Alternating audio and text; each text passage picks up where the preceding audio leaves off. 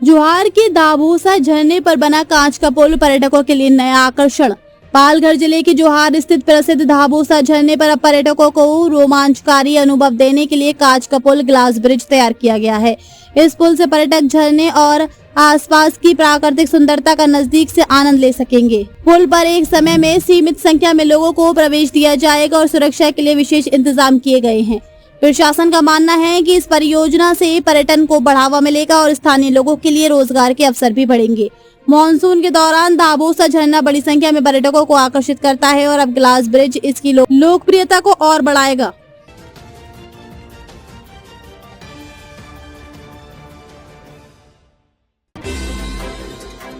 बोईसर बस आगार की सफाई व्यवस्था पर उठे सवाल।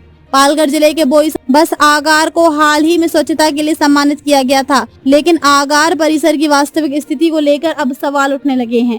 परिसर में कई स्थानों पर गंदगी, खुले नाले और कचरे के ढेर दिखाई दे रहे हैं, जिससे यात्रियों को परेशानी का सामना करना पड़ रहा है।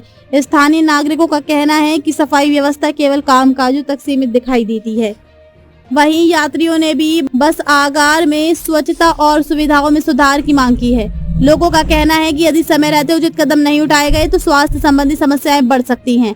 नागरिकों ने संबंधित अधिकारियों से तत्काल कार्रवाई कर आगार परिसर को वास्तव में स्वच्छ बनाने की मांग की है।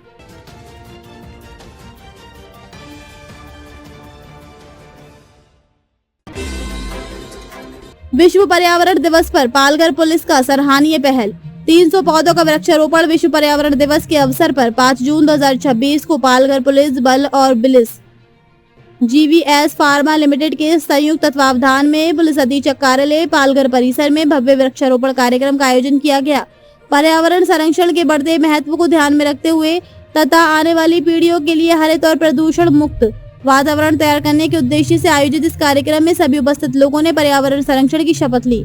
इस अवसर पर पुलिस अधीक्षक कार्यालय परिसर में कुल 300 पौधे लगाकर पर्यावरण संरक्षण का संदेश दिया गया। कार्यक्रम में पालघर के पुलिस अधीक्षक यतीश देशमुख, पुलिस उप अधीक्षक मुख्यालय रविंद्र नायक सहित पालघर पुलिस बल के अधिकारी एवं कर्मचारी तथा बिलिस जीवीएस फार्मा लिमिटेड के अधिकारी और कर्मचारी बड़ी संख्या में उपस्थित रहे।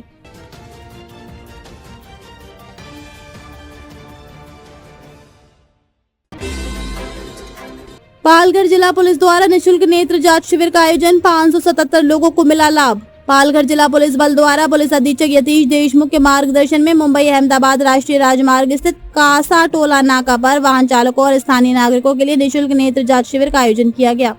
इस शिविर के पालघर के इन्फिनिटी आई केयर सेंटर के विशेषज्ञ डॉक्टरों के सहयोग से नेत्र जाँच की गई। डॉक्टर भक्ति गाडे, डॉक्टर सुष्मिता पाटिल और डॉक्टर कल्पेश भोयर ने नागरिकों की आंखों की जांच कर उन्हें आवश्यक परामर्श और मार्गदर्शन प्रदान किया। शिविर के दौरान कुल 577 वाहन चालकों और नागरिकों के नेत्र की जांच की गई। जांच में जिन लोगों को चश्मे की आवश्यकता पाई गई उन्हें सही नंबर के चश्मे निःशुल्क वितरित किए गए। इसके अलावा कई वाहनों पर रिफ्लेक्टर नहीं होने की जानकारी सामने आने पर ऐसे वाहनों में मुफ्त रिफ्लेक्टर भी लगाए गए।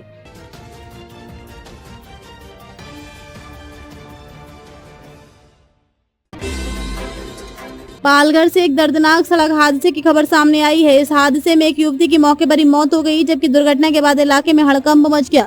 हादसे की सूचना मिलते ही पुलिस मौके पर पहुंची और जांच शुरू कर दी है। पालघर में देर रात हुई एक भीषण सड़क हादसे में एक युवती की जान चली गई। प्रत्यक्षदर्शियों के अनुसार टक्कर इतनी जबरदस्त थी कि युवती को गंभीर चोटें आई और उसने मौके पर ही दम तोड़ दिया। घटना की जानकारी मिलते ही स्थानीय नागरिकों को भारी भीड़ घटनास्थल पर जमा हो गई। सूचना मिलने के बाद पुलिस और बचाव दल मौके पर पहुंचे। पुलिस ने शव को कब्जे में लेकर पोस्टमार्टम के लिए भेज दिया है और हादसे के कारणों की जांच शुरू कर दी है। प्रारंभिक जानकारी के अनुसार हादसा तेज रफ्तार और लापरवाही से वाहन चलाने के कारण हुआ हो सकता है।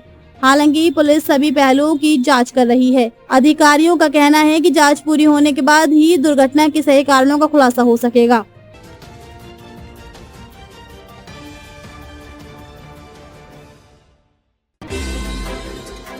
धक्कादायक। डहाणू में कथित लव जिहाद का मामला। 2 सगी बहनों के साथ अत्याचार का आरोप। पालघर जिले के डहाणू क्षेत्र में कथित लव जिहाद से जुड़ा एक मामला सामने आने के बाद इलाके में सनसनी फैल गई है।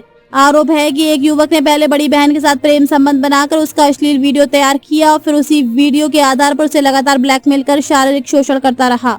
मामले की गंभीरता को देखते हुए पुलिस ने शिकायत दर्ज कर जांच शुरू कर दी है। मामले को लेकर भाजपा महिला मोर्चा की अध्यक्ष एवं विधायक चित्रा वाघ ने डाणू पुलिस स्टेशन पहुंचकर अधिकारियों से मुलाकात की और आरोपियों के खिलाफ कड़ी कार्रवाई की मांग की। जानकारी के अनुसार आरोपी पर 2 सगी बहनों के साथ अत्याचार करने के आरोप लगाए गए हैं। पुलिस का कहना है कि मामले की गहन जांच की जा रही है और जांच के आधार पर आगे की कानूनी कार्रवाई की जाएगी। वहीं इस घटना के सामने आने के बाद स्थानीय लोगों में आक्रोश का माहौल है और आरोपी को सख्त सजा देने की मांग तेज हो गई है।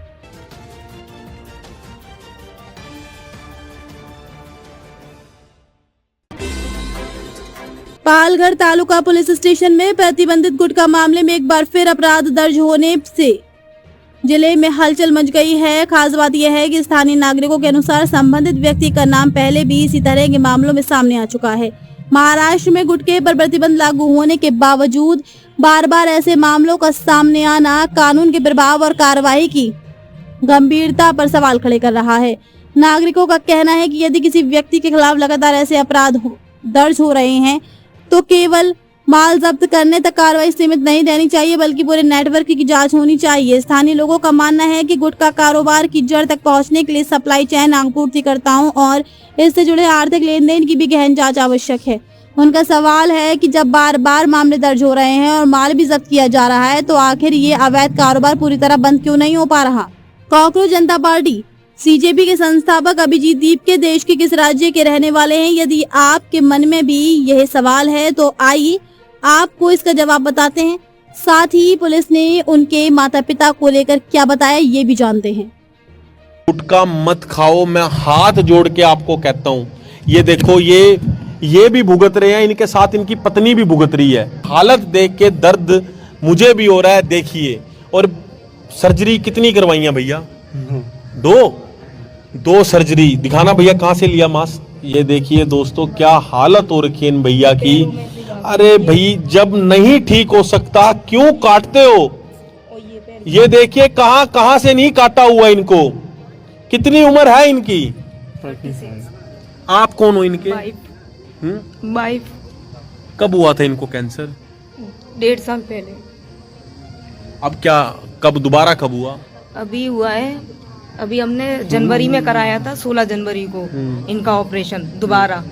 अभी 1 हफ्ते पहले वो कराई इनकी, सिटी स्कैन कराया, बायोप्सी कराई, उसमें फिर आया, तीसरी बार फिर आ गया।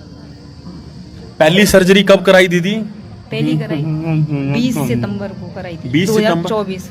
20 सितंबर 2024 को इन भैया की पहली सर्जरी होती है। दूसरी हुई थी 16 जनवरी 2026 को इनकी दूसरी सर्जरी होती है। और अब पूरा जबड़ा काट दिया इनका, पूरा जबड़ा नहीं। और दोबारा कैंसर हो गया, तीसरी बार हुआ है। कितने रुपए लग गए आपके? 25 लाख। क्या खाते थे ये? गुटखा खाते। आ करना भैया। दोस्तों देखो, 2 सर्जरी करा दी, 25 लाख रुपए लग गए, सारा शरीर कटवा के बैठे हुए हैं। और हालत देखो। हाथ जोड़ के विनती है, मत खाओ गुटखा, मत खाओ। अभी भी कीमो की गोली थी, थेरेपी की, अभी 1 हफ्ते पहले। अरे को इनमें क्या बचा? अब इनकी कीमो करो। कराई नहीं क्या कितनी कीमो करा चुके हो आज तक? कीमो रेडिएशन कराई थी, कीमो कितनी रेडिएशन कराई? 30। और सर्जरी 2 बार। हाँ। उन्हें बोलो 2 सर्जरी करा ली, 30 रेडिएशन करा ली। अब क्या निकालना है इसमें? हाथ खड़े कर दिए उन्होंने।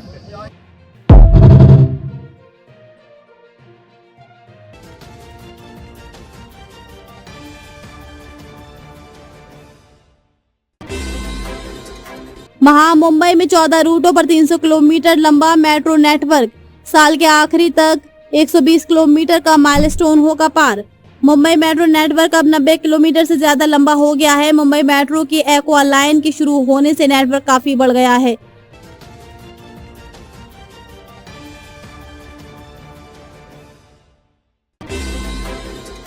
गोरेगांव मुलुंड लिंक रोड पर बड़ा अपडेट। जून मध्य में शुरू होगा ट्विन टनल का निर्माण। प्रोजेक्ट की समय सीमा क्या? गोरेगांव मुलुंड लिंक रोड पर ट्विन टनल का काम जल्द ही शुरू होगा। टनल बोरिंग मशीन की असेंबली और सुरक्षा परीक्षण पूरा होने के बाद खुदाई का काम शुरू हो जाएगा।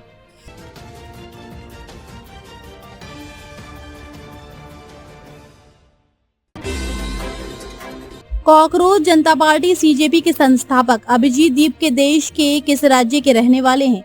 यदि आपके मन में भी ये सवाल है तो आइए आपको इसका जवाब बताते हैं। साथ ही पुलिस ने उनके माता पिता को लेकर क्या बताया ये भी जानते हैं।